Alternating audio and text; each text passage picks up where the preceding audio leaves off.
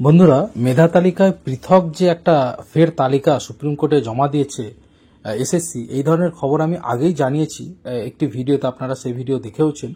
তো আজকে বেশ বড়ভাবে এই সময় এবং আনন্দবাজারে খুব গুরুত্ব দিয়ে খবরটা ছাপা হয়েছে, যেখানে 5,303 জন অবৈধ চাকরি প্রার্থীর কথা বলা হয়েছে। তো আমি একটু আপনাদের সাথে সেই খবরগুলো শেয়ার করছি, খুব সংক্ষেপে জানাচ্ছি যে আমরা দেখতে পাচ্ছি মোট তালিকা টপকে 463 জন, প্যানেলের বাইরে 749 জন, এবং উত্তরপত্রে গরমিল করে চাকরি পেয়েছেন 4,091 জন। টোটাল কলঙ্কিত নিয়োগ 5,303। তো এই সংক্রান্ত খবর দুটো পেপারে খুব বড়ভাবে দেওয়া হয়েছে এবং অত্যন্ত গুরুত্বপূর্ণ এই খবরটি, যে রাজ্যের স্কুলে শিক্ষক এবং অশিক্ষক কর্মচারীদের যে 26,000 নিয়োগ মামলা চলছে সুপ্রিম কোর্টে, শেষমেশ কি হয়। এর আগে তো পুরো নিয়োগই বাতিল করে দিয়েছিল কলকাতা হাইকোর্ট, আপনারা জানেন। তার বিরুদ্ধে শীর্ষ আদালতে আর্জি জানিয়েছে এসএসসি এবং রাজ্য। তো সেই মামলায় বৈধ এবং অবৈধভাবে নিযুক্তদের চিহ্নিত করার ব্যাপারে এসএসসির দায়িত্ব নিয়েও প্রশ্ন উঠেছিল। লিখিত জবাবে সিবিআইয়ের দেওয়া তথ্যের ভিত্তিতে অবশেষে 5,303 জনের নিয়োগকে অবৈধ হিসেবে চিহ্নিত করেছে এসএসসি। এবং বঞ্চিত চাকরি প্রার্থীদের আইনজীবী ফিরদৌস শামীম যদিও বলেছেন যে এসএসসির দেওয়া এই তথ্যও ফাঁক আছে, পুরো নিয়োগ বাতিল হওয়ার পক্ষেই কিন্তু কোর্টে সওয়াল করেছেন তিনি। এবং আমরা দেখেছি আইনজীবী বিকাশ রঞ্জন ভট্টাচার্যও পুরো নিয়োগ তালিকা বাতিলের পক্ষেই কিন্তু সওয়াল করেছিলেন। সুপ্রিম কোর্ট ইতিমধ্যে রিজার্ভ করে রেখেছে, তারা এখনো পর্যন্ত কিছু জানায়নি। তো কি হবে সেটা পরে জানা যাবে। এবং আমরা এই সময় থেকেও পেপার থেকেও যে জানতে পারছি, সেখানে বলা হয়েছে রাজ্যের স্কুলগুলিতে 2016 শিক্ষাকর্মী নিয়োগ প্রক্রিয়ায় 5,485 জন নয়, প্রকৃতপক্ষে 5,303 জনের নিয়োগ সঠিক নয় বলে সুপ্রিম কোর্টে জমা দেওয়া নোটস অফ আর্গুমেন্টে দাবি করল স্কুল সার্ভিস কমিশন। এর আগে এমন অযোগ্য নিয়োগের সংখ্যা 5,485 বলা হয়েছিল।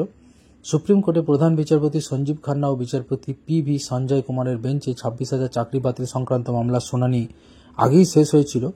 আদালতের বিশেষ অনুমতি নিয়ে সোমবার এসএসসি হলফনামা সহ নোটস অফ আর্গুমেন্ট জমা দেয়। কমিশন তাতেই জানিয়েছে র্যাঙ্ক জাম্প ও প্যানেলের বাইরে থেকে নিয়োগ হয়েছিল 2,1212 জনের, ওএমআরে হেরফের হয়েছে 4,091 জন, সব মিলিয়ে টোটাল সংখ্যাটা কিন্তু 5,303। এবং সেখানে আরও বলা হয়েছে যে দুর্নীতির মাধ্যমে নিযুক্ত 182 জনের নাম একাধিক তালিকায় ছিল, যেমন র্যাঙ্ক জাম, ওএমআর ইস্যু এবং প্যানেল বহির্ভূত। কলকাতা হাইকোর্ট ও সুপ্রিম কোর্টে জমা দেওয়া এসএসসির আগের হলফনামার এই রিপিটিশনই শুধু সংশোধন করা হয়েছে। নতুন হলফনামায় এসএসসি স্পষ্ট করেছে নবম, দশম ও একাদশ দ্বাদশের শিক্ষক শিক্ষিকা এবং গ্রুপ সি এবং গ্রুপ ডি ক্যাটাগরিতে কর্মী নিয়োগের ঠিক কোথায় কত র্যাঙ্ক জাম্পিং হয়েছে বা প্যানেলের বাইরে নাম এসেছে এবং ওএমআর কেলেঙ্কারি কতগুলি ক্ষেত্রে ঘটেছে। নিয়োগ দুর্নীতিতে কমিশন এবং সিবিআই চাল থেকে কাঁকড় বাঁচতে না পারায় কলকাতা হাইকোর্টের বিচারপতি দেবাংশু বসাকের ডিভিশন বেঞ্চ কিন্তু 26,000 শিক্ষক শিক্ষাকর্মী চাকরি বাতিল করেছিল।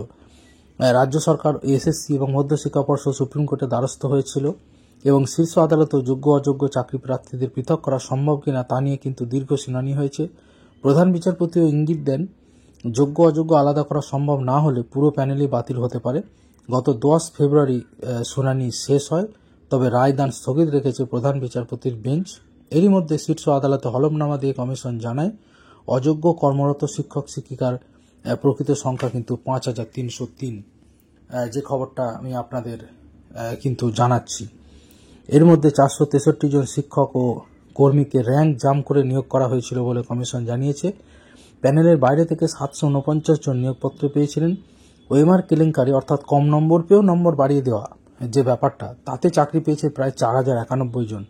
তার মধ্যে নবম দশমের শিক্ষক 796 জন, একাদশ দ্বাদশের শিক্ষক 772 জন, আর গ্রুপ সি এবং গ্রুপ ডি কর্মী যথাক্রমে 782 ও গ্রুপ ডিতে আরও বেশি 1,741 জন।